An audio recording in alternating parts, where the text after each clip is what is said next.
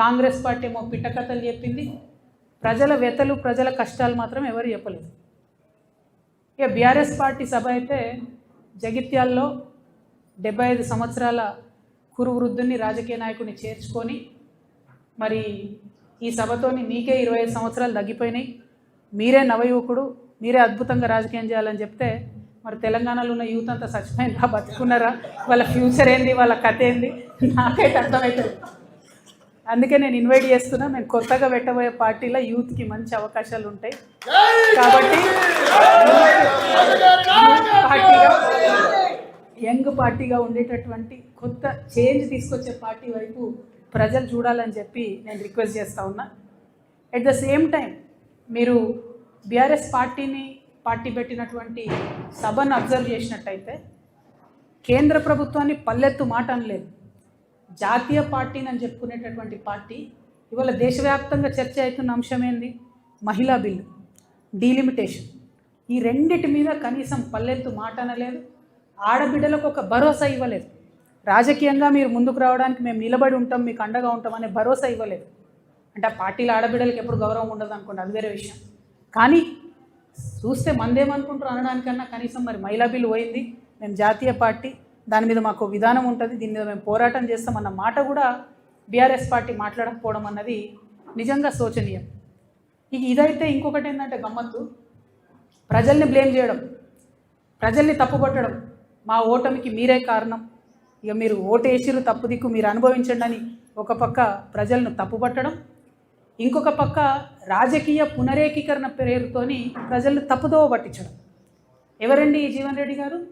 ఆనాడు వైఎస్ రాజశేఖర రెడ్డి ఉన్నప్పుడు ఉద్యమం కోసం రాజీనామా చేసి ముందుకెళ్తే 2 సార్లు ఉద్యమ నాయకత్వం మీద పోటీ చేసిందే ఈ జీవన్ రెడ్డి గారు. పచ్చి తెలంగాణ వ్యతిరేకి. రాజశేఖర రెడ్డి ఉంటే చాలు నాకు తెలంగాణ ఎందుకన్న వ్యక్తిన. అంటే రాజకీయ పునరేకీకరణ పేరుతోని తెలంగాణ వ్యతిరేక శక్తుల్ని తీసుకొచ్చి తెలంగాణ పునర్నిర్మాణ యజ్ఞం చేస్తామని చెప్తే ఇక ఒక్కటే అర్థమైంది నాకు, 1000 ఏళ్ళైనా బీఆర్ఎస్ పార్టీ మారదు.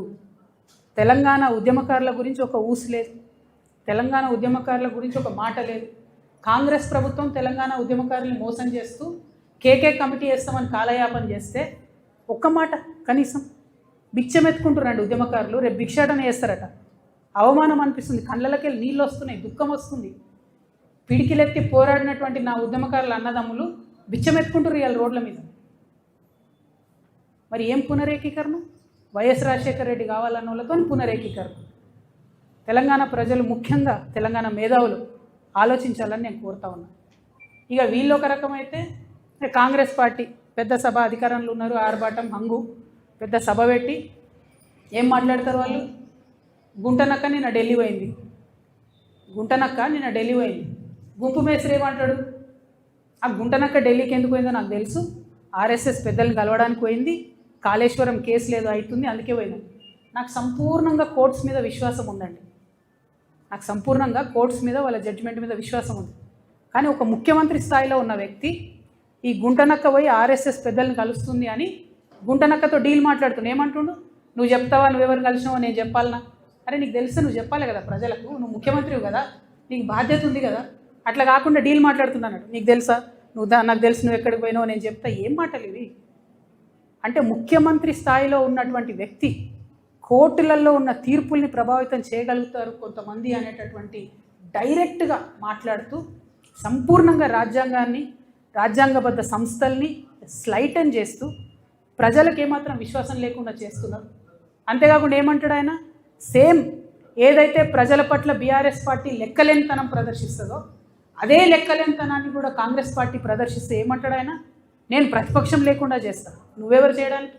ప్రజలు కదా డిసైడ్ చేయాలి ఎవరు ప్రతిపక్షంలో ఉంటారు, ఎవరు అధికారంలో ఉంటారు, ఎవరికే పాత్ర ఉంటుంది. ప్రజలు కదా డిసైడ్ చేయాలి. వచ్చే 10 ఏళ్ళు నేనే అధికారంలో ఉంటే 7 ఏళ్ళు ఉంటావు. రైతు బంధా ఏడ ఇచ్చినావు? రైతు భరోసా సీజన్ మొత్తం అయిపోయినాక ఇస్తారా? నిన్న కూడా 5 ఎకరాలకే ఇచ్చారు. ఏమి ఇచ్చిండని? మీరు ఎందుకు అధికారంలో ఉంటారు? ఇల్లు కూడా కొట్టినందుకు అధికారంలో ఉంటారా? 2 నెలల పాప చచ్చిపోతే మాట్లాడలేదని అధికారంలో ఉంటారా? దేనికోసం అధికారంలో ఉంటారు?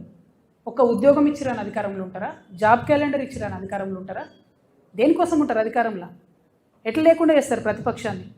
ఏ లెక్కలేనితనం బీఆర్ఎస్ పార్టీ ప్రజల పట్ల ఇప్పటికీ ప్రదర్శిస్తున్నదో, ప్రజలే తప్పు చేసిరంటే ఆత్మవిమర్శ చేసుకుంటలేదు బీఆర్ఎస్ పార్టీ. అందుకే అంటున్నా 1000 ఏళ్ళైనా బీఆర్ఎస్ పార్టీ మారదు, అదే తోవలో కాంగ్రెస్ పార్టీ కూడా పోతున్నది తప్పితే వేరే ఏం లేదు. వీళ్ళిద్దరూ తూకిత్తా అంటే తూకిత్తా, నేను సభ పెట్టినా, నేను పెద్ద సభ పెట్టినా, ఇది తప్పితే బల ప్రదర్శన తప్పితే ప్రజల గురించి మాట్లాడింది లేదు, ప్రజల కోసం ఆలోచించేది లేదు. డెఫినెట్గా మారాలి పాలిటిక్స్ దయచేసి.